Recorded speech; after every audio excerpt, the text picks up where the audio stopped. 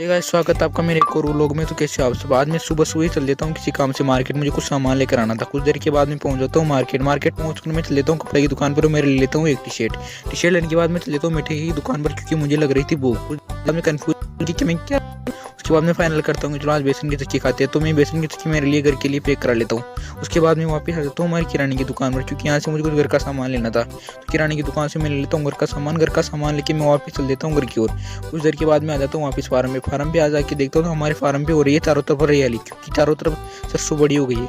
उसके बाद मैं बाइक को कर देता हूँ रास्ते में ही खड़ी, क्योंकि उसको पापा लेकर जाने वाले थे कहीं पे। उसके बाद सामान जो है गोद में उठाकर मैं चल देता हूँ घर की ओर। घर पे आती लग रही थी भूख, तो मार्केट से लाई हुई चक्की में खा ही देता हूँ। उसके बाद मैं चल देता हूँ वापस खेत की ओर, क्योंकि लाइन लगाने की खेत पे जाके कर देता हूँ ट्यूबवेल बंद करके मैं चल देता हूँ लाइन को आगे लगवाने के लिए।